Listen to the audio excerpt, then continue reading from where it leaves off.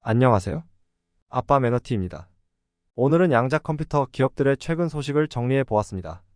각 기업들에 대한 소식과 함께 국내는 어떤 상황인지도 살펴보겠습니다. 그리고 혹시 양자역학과 양자 컴퓨터, 그리고 아이온큐, 리게티, 디웨이브 퀀텀 기업에 대한 영상도 있으니 궁금하신 분들은 위에 카드를 클릭해주세요. 먼저 아이온큐입니다. 8월 17일에 유럽의 경영 및 기술 컨설팅 회사인 베어링 포인트와 파트너십을 체결했다고 하는데요. 베어링 포인트 홈페이지에 들어가 보니 컨설팅이 주 업무이고 특히 디지털 혁신 분야에 강점을 가진 것 같습니다. 그리고 기업 M&A, 클라우드 플랫폼 서비스도 지원한다고 하네요. 두 기업이 양자 컴퓨팅 분야에서 공동 솔루션을 구축하고 베어링 포인트는 민간, 공공기업의 최신 기술에 대한 교육 및 조언을 하는 역할을 합니다. 전 세계 1000개 이상의 고객에게 서비스를 제공하고 있다고 하니 아이온큐는 베어링 포인트로부터 미국 이외의 지역에서 더 많은 수주를 기대해 볼 수 있을 것 같습니다. 현재 아이온큐의 2분기 매출은 5.5밀리언 달러로 실적 보고서를 보면 이 중 미국 매출이 80% 후반 정도의 비중을 차지하고 있습니다. 해외 매출까지 확장시킬 수 있으면 더 빠른 매출 성장과 수익성 개선이 되겠죠? 그리고 9월 27일 기사로 미국 공군 연구소의 양자 네트워킹 연구와 어플리케이션 개발을 위해 양자 컴퓨터 시스템 2대를 배포한다고 하는데요. 계약 규모가 25.5밀리언 달러입니다. 2023년 2분기 매출의 약 4배 조금 넘는 수치인데 일정 기간에 나눠서 매출이 잡힐 것으로 보이고 양자통신, 네트워킹을 발전시키는 것 이외에 기초연구 지원 등도 할 예정입니다. 이제 국가에서도 양자 컴퓨터에 대한 중요성을 인식하고 있다고 볼 수 있고 정부 기관과의 계약을 통한 안정적인 수익을 확보했다는 의미를 가질 수 있습니다. 그리고 같은 날 아이온큐는 아이온큐 포르테 엔터프라이즈와 아이온큐 템포를 공개했는데요. 기업과 기관들을 위한 데이터 센터용 양자 컴퓨터를 만들었다고 보면 될 것 같습니다. 먼저 포르테 엔터프라이즈는 기업들의 기존 데이터 센터의 양자 컴퓨팅을 쉽게 접목할 수 있도록 만들어졌고 AQ35 성능을 가지고 있고요. 템포는 AQ64 성능으로 포르테 엔터프라이즈보다 5억 3,600만 배 큰 연산 공간을 제공할 예정입니다. 포르테 엔터프라이즈는 2024년, 템포는 2025년에 출시를 계획하고 있어요. 제품 그림을 보시면 렉 장착형이라고 해서 여러 개를 쌓을 수 있게 만들어놔서 이전 시스템보다 40% 작으면서도 64배 더 많은 처리 능력을 가지고 있습니다.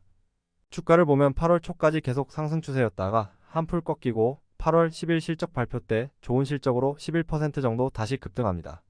그리고 나서 8월 17일 베어링 포인트와의 파트너십 이후로 주가가 20달러 고지에 올라가기 전에 크게 하락합니다. 이때 딱히 악재라고 할 만한 소식은 없었던 걸로 보이고 금리 인상 가능 등의 거시적인 경제 영향이 크지 않나 싶어요.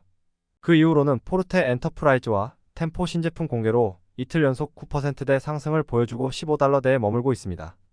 20달러를 못 뚫고 간 것은 아쉽지만 크게 보면 상승 흐름을 타고 있지 않나 싶어요.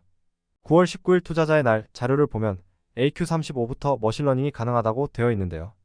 이제 랩 실험 단계를 떠나 AQ35 성능의 제품을 통해 기업에 적용할 수 있고 생산을 준비하는 단계로 보고 있습니다. 개인적으로 반도체 기업 매출을 보면 데이터 센터 비중이 큰데요. 이 부분을 대신할 수 있다면 매출의 급성장을 이룰 수 있겠네요.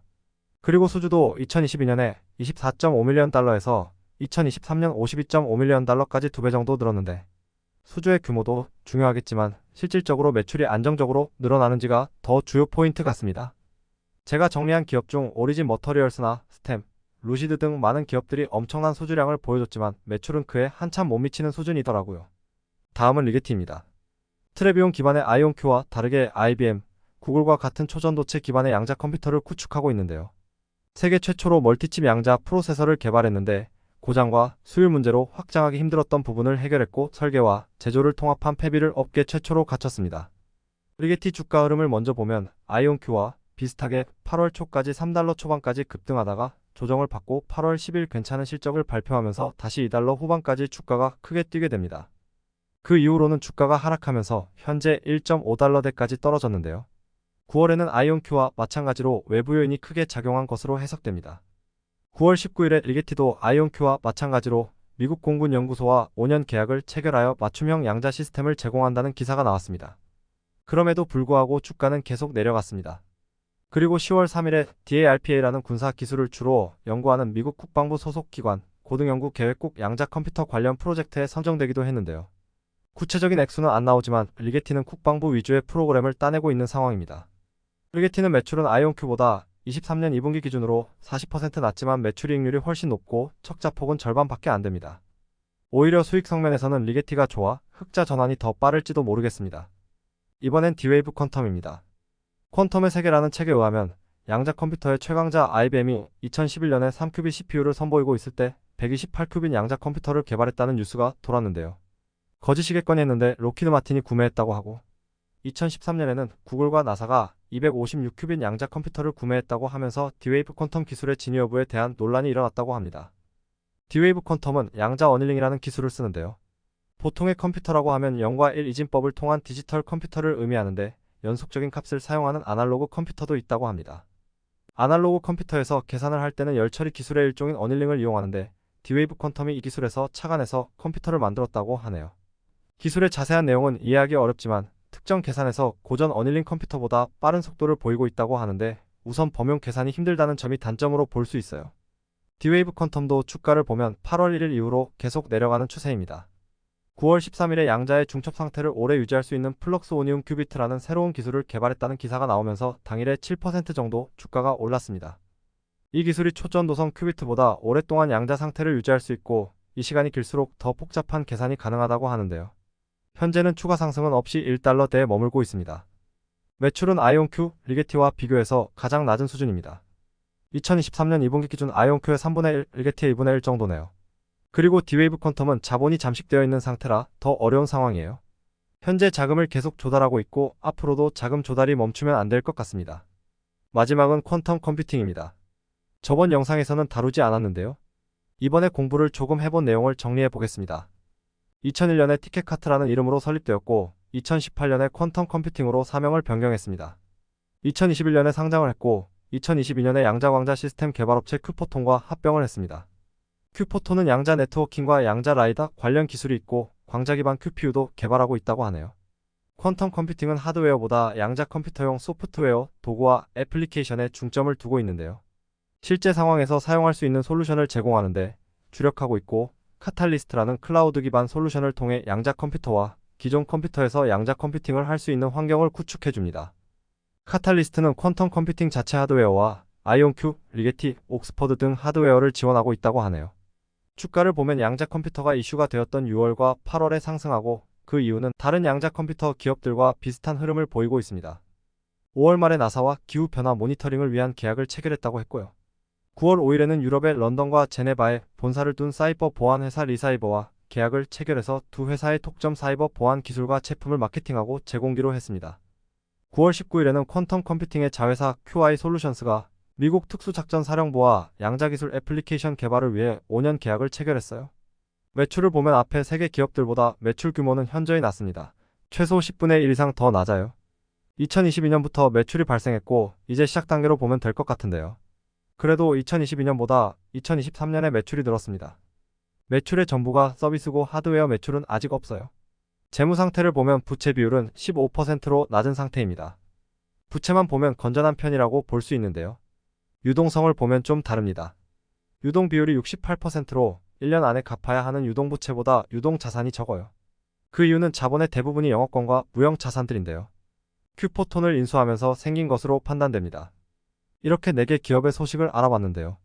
전기차 소식을 정리했을 때는 대부분 자금에 대한 이야기가 많았다면 양자 컴퓨터 분야는 새로운 기업이나 정부와 계약을 체결하고 새로운 기술, 제품을 출시했다는 내용이 주로 나왔습니다. 아직 산업이 커져가는 단계고 수익성보다는 매출의 규모를 키워야 되는 걸로 보입니다. 그 외 소식을 전해드리자면 양자 컴퓨팅에서 제일 앞서가고 있는 IBM은 2022년 말에 433큐비트 프로세서 오스프리를 공개했고 여러 프로세서를 통신 링크로 연결해서 단일 시스템으로 결합한 모듈식 시스템 퀀텀 시스템 2도 선보였습니다. 올해는 1121큐비트 프로세서 콘도르를 선보일 예정이라고 하는데요. 2025년까지 4000큐비트 이상의 프로세서를 만드는 것을 목표로 하고 있습니다. 2023년 6월에는 슈퍼컴퓨터로는 불가능했던 시뮬레이션 모델을 양자 컴퓨터로 정확한 결과를 산출한 것이 입증했다고 하는데요. 계산을 하는데 1초도 안 걸렸다고 하네요. 2019년에 구글도 53큐비트 양자 컴퓨터로 슈퍼컴퓨터가 1만 년 걸릴 문제를 3분 안에 해결하는 사례가 있었지만 그때는 실용적 문제가 아니었고 이번 사례는 자석 물질의 동작을 계산하는 것으로 실용적인 문제를 해결했다는 것에 의미를 둘 수 있습니다. 그리고 9월에는 IBM과 퀘벡경제, 혁신 및 에너지부가 만든 비영리 조직인 핑크와 합작해서 127큐비트 양자 상용화 컴퓨터 퀀텀 시스템1을 퀘벡에 설치했는데요. 2024년에는 연세대에도 설치할 예정이라고 합니다. 아이온큐, 레게티 등 기업은 클라우드 서비스 위주였던 것 같은데 IBM은 하드웨어인 상용화 컴퓨터를 공급하고 있어서 제일 앞서 나가고 있는 것으로 보입니다. 앞으로 양자 컴퓨터를 공부할 때는 IBM을 같이 참고해야겠습니다. 이제 국내 소식을 끝으로 마무리하도록 하겠습니다. 국내에서 양자 컴퓨터가 많이 뒤처져 있는 편인데요. 2023년 10월 5일에 기초과학연구원에서 세계 최초로 전자의 스핀을 이용한 큐비트를 개발했고 합니다. 그동안 초전도체, 이온트랩 등 방식을 이용했는데 새로운 방식으로 그것도 자체 기술을 통해 큐비트를 처음 만든 거라고 하네요. 기사에 따르면 초전도체 큐비트보다 크기가 작고 응용성이 높으며 오류나 결함 없이 많은 큐비트를 제어할 수 있을 것으로 기대하고 있습니다.